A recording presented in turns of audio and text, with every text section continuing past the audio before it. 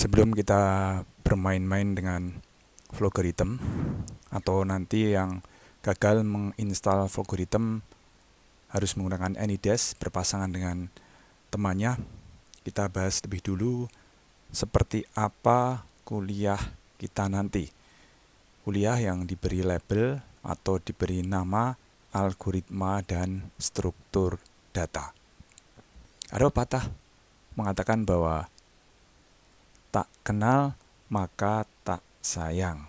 Nah, paling mudah berkenalan itu adalah dengan namanya. Nama kuliah kita itu algoritma dan struktur data. Apa itu? Ya, ini ada dua kata atau kata dan frase tepatnya ya. Algoritma dan struktur data adalah komponen utama dalam pengembangan suatu aplikasi komputer atau biasa disebut dengan program. Jadi kalau mau dituliskan dengan model matematis kurang lebih seperti ini. Program itu sama dengan algoritma dan struktur data. Ada dua penyusun dari program. Kita bahas satu persatu. Oke. Membuat program itu pasti bukan sulapan. Jadi tidak bisa dengan pim, pom, begitu programnya jadi. Ada algoritma. Ada struktur data. Cukup dengan tongkat ajaib terus menjadi program? Tidak bisa. Itu baru jadi program. Tidak bisa menjadi program. Untuk menjadi sebuah program, algoritma dan struktur data itu harus diproses. Ibarat makanan, katakan ini di kota Magelang begitu ya, terkenal dengan getoknya, atau kalau istilah Jawa itu getok ya, pakai to, getok seperti orang Bali. Bukan getok ya. Ini bisa keluar ke sini ya. Getok lindri. Nah, itu dibuat dari beberapa bahan. Ya, mungkin ada ketela, ada kelapa, apa masukkan di sini. Kalau program bahannya ya algoritma dan struktur data. Jadi tidak bisa sulapan melalui beberapa tahapan. Karena memang adanya program itu juga berasal dari pesanan pengguna. Misalnya ada software developer yang mendapat pesanan program dari perusahaan lain sebagai penggunanya. Nah, dia nanti akan mengobservasi, ingin mengetahui sebenarnya kebutuhan pengguna itu apa begitu. Nah, orang yang ditugaskan untuk mengetahui hal itu, kemudian dia akan membuat satu gambaran umum dari program aplikasi yang dibutuhkan user, dengan komunikasi dengan user tentu saja, itu adalah analis sistem. Tukang menganalisis sistem. Sistemnya seperti apa? Itu berawal dari kebutuhan dari user, dikomunikasikan. Kemudian dia akan berkomunikasi lagi dengan perancang program, desainer program. Baru dari situ nanti akan diprogram atau dikode. Kalau bahasa umumnya decoding begitu. Jadi bertahap. Nah, kita sudah mengenal algoritma sebenarnya. Jadi kuliah kita nanti tidak akan di-reset lagi atau dimulai lagi dari nol. Karena Anda sudah mengenalnya sejak semester yang lalu. Anda pasti ingat algoritma itu adalah salah satu pilar berpikir komputasional. Ya, ada 4 kan, ya, tidak akan membahas lagi. Salah satunya adalah algoritma. Namun algoritma dalam kuliah ini setingkat lebih dari sekedar langkah-langkah untuk menyelesaikan masalah.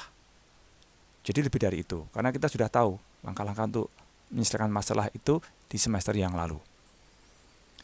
Algoritma dalam kuliah ini merupakan detail langkah-langkah yang harus dilakukan oleh komputer.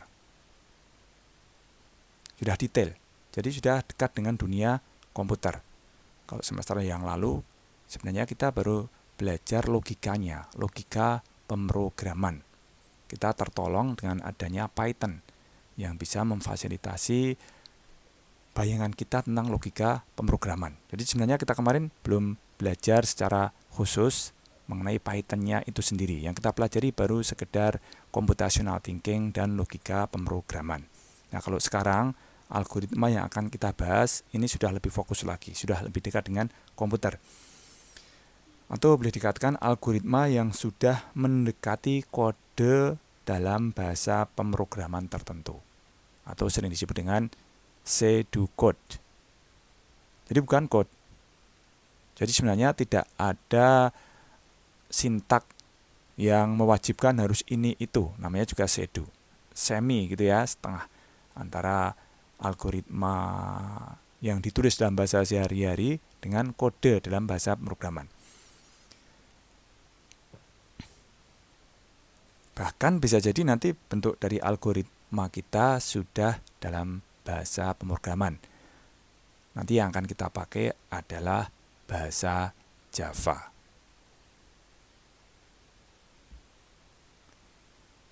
Oke, di depan tadi sudah jelas ya kalau program itu tidak bisa disulap dari algoritma. Pim, pim, pom, nggak bisa. Bismillah, bisa untuk mengawali prosesnya kan begitu. Bim salah bim, nggak bisa juga. Jadi algoritma atau algoritma itu harus disajikan dalam bentuk pseudocode, baru ini rancangan ya, baru nanti diterjemahkan menjadi program code atau kode program. Kenapa seperti itu? Ya, karena terkadang dalam mengembangkan suatu aplikasi komputer akan terlibat tim yang besar, yang masing-masing anggotanya itu belum tentu mempunyai bahasa pemrograman yang sama, atau memang untuk kebutuhan bahasa pemrogramannya berbeda. Ya, kita pasti sudah tahu ada C++, ada Java yang kita pakai di semester ini. Ada C#, ada PHP, ada VB.NET, ada Ruby dan sebagainya. Ya, ini kalau sudah menggunakan bahasa itu namanya kode program. Nah, bagaimana programmer Java berkomunikasi dengan programmer PHP? Kalau masing-masing menggunakan bahasa sendiri-sendiri, nggak akan nyambung. Nah, supaya nyambung, dibutuhkanlah pseudocode atau notasi dari algoritma. Nanti saya lebih suka menggunakan istilah notasi algoritmik. Jadi ini perantara antara algoritma dan kode program. Supaya para programmer dalam bahasa pemrograman yang berbeda-beda bisa berkomunikasi.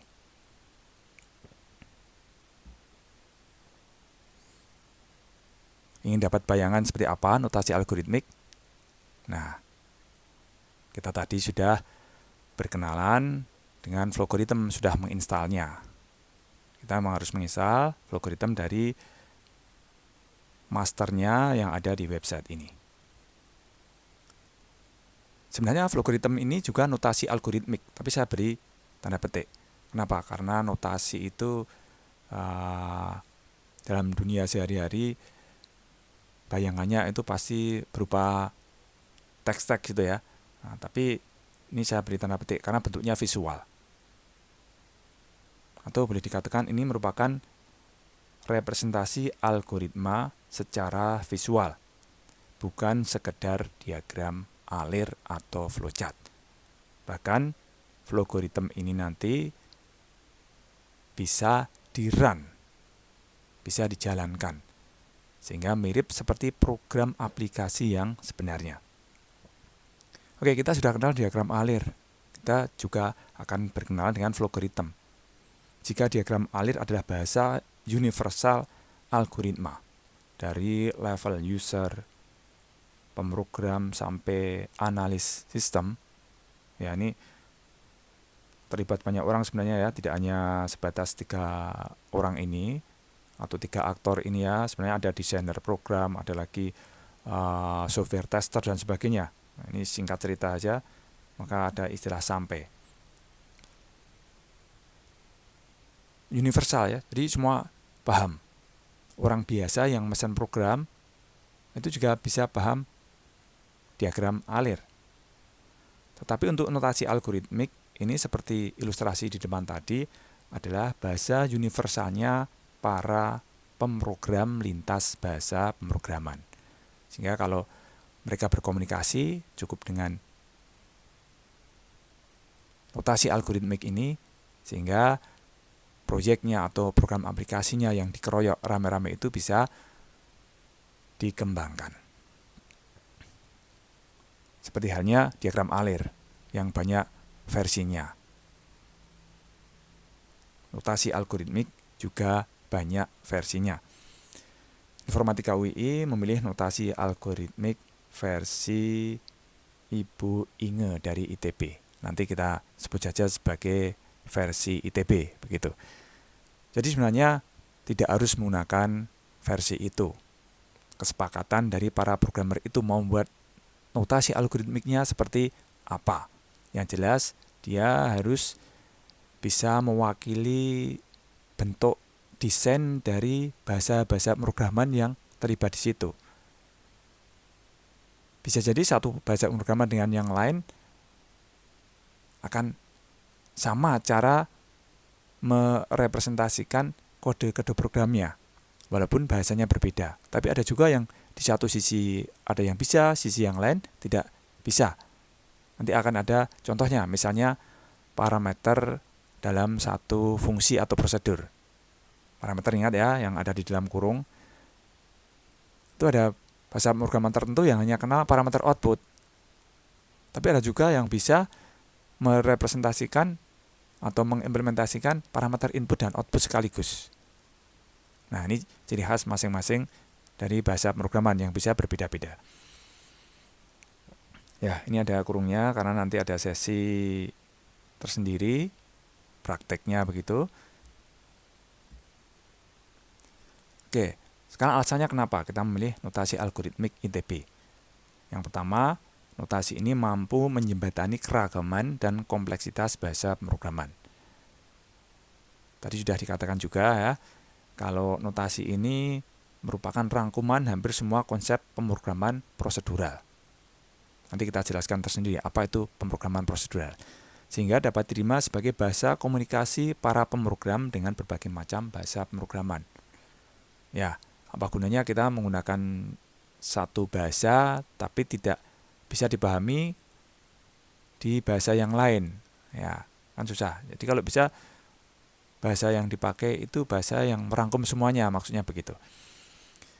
Kemudian notasi ini juga mudah untuk diterjemahkan menjadi kode program dengan sebagian besar bahasa pemrograman. Itu alasan kenapa memilih notasi algoritmik ITB. Oke, sekarang ini ada kata-kata pemrograman prosedural. Kenapa itu?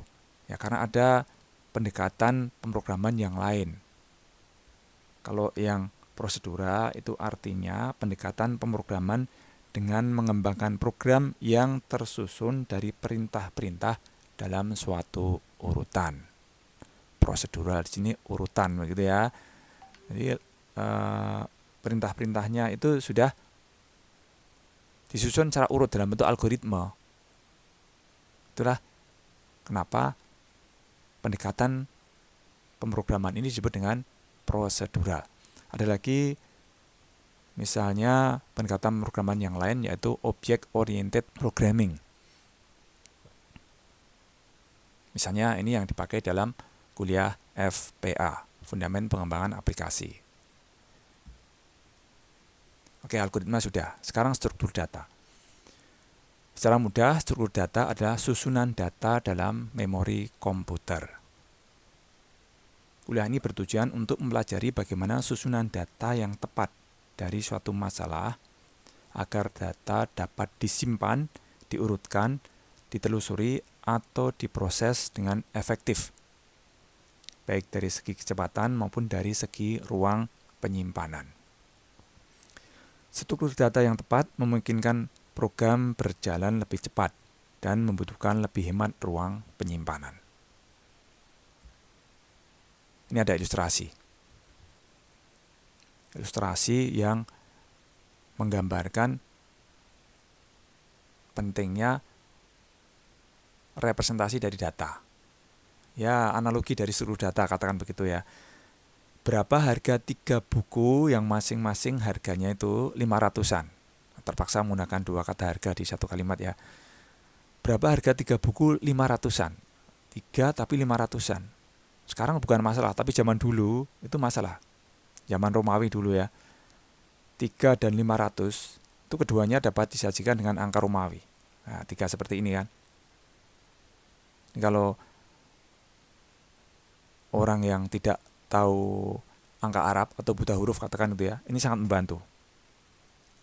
1 ya 1 garis, 2 garis, 3 garis. Begitu 4 ya kelihatan banyak gitu kan, seperti waktu menghitung pemilihan umum gitu ya. Tapi begitu 500, masa mau membuat lidi sebanyak 500 digambarkan enggak ya? Ya, diberi simbol khusus D. Ini akan menimbulkan masalah ketika melakukan proses perkalian. 3 dan 500 apakah bisa dikalikan? Beda dengan setelah adanya angka Arab. 3 dan 500 keduanya dapat disajikan dengan angka Arab. Seperti ini ya, semua sudah tahu, 3 dan 500. Perkalian 3 dan 500 mudah dilakukan. Nah, ini kita harus mengapresiasi penemunya Al-Khwarizmi ya. Al-Khwarizmi ya, algoritme. Itulah kenapa kuliah kita diberi nama algoritme. Ini untuk mengapresiasi penemunya Al-Khwarizmi ya. Kalau di Eropa susah menyebut itu, akhirnya menjadi algoritme. Sebelum temuan ini, angka sebatas representasi dari cacah atau jumlah gitu ya dalam kehidupan sehari-hari, atau berapa banyak dari sesuatu, belum menjadi bagian dari aljabar ya, karena aljabar sendiri dikembangkan oleh Al-Khwarizmi. Jadi representasi angka yang tidak tepat justru akan membuat proses tidak dapat dilakukan. Bagaimana ini melakukan perkalian 3 sama D? Tapi kalau dengan angka Arab seperti ini mudah sekali. Jadi zaman dulu kenapa penemuan angka 0 oleh Al-Khwarizmi ini merupakan temuan besar, itu karena orang menjadi terbantu adanya angka Arab itu. Oke, kita tinggalkan. Yang jelas ini sudah bisa memberi ilustrasi perbandingan representasi data. Representasi yang tepat itu akan membantu dalam menyelesaikan masalah. Representasi yang tidak tepat malah sama sekali tidak membantu. Itulah kenapa kita belajar struktur data. Oke, kita kembali ke semester lalu ya. Pasti semua sudah kenal dengan rak-rak seperti ini ya. Ini analogi dari struktur data apa. Hanya semester yang lalu belum kita sebut dengan struktur data. Tapi ini kalau mau dibuat sebagai rak-rak dengan nomor tertentu, seperti kalau kita menitipkan barang di swalayan atau minimarket itu kan diberi nomor ya, urut ya. Itu nanti kan hanya menjadi urutan indeks seperti ini. Ya, kalau ini sudah mendekati dalam bahasa pemrograman dimulai dari 0. Boleh saja ini dengan A, B, C, D, E. Tapi kan sama ya. Nah, ini merupakan struktur data list. Ya, sebenarnya kita sudah kenal struktur data. Tapi waktu itu belum kita sebut sebagai struktur data. Ada lagi contoh yang lain. Ini misalnya anggap Al-Quran terjemahan begitu kan. Isinya sama ya. ditumpuk begitu. Jadi mau membaca dari atas atau dari bawah, ambil saja itu sama. Orang secara normal pasti akan mengambilnya dari atas.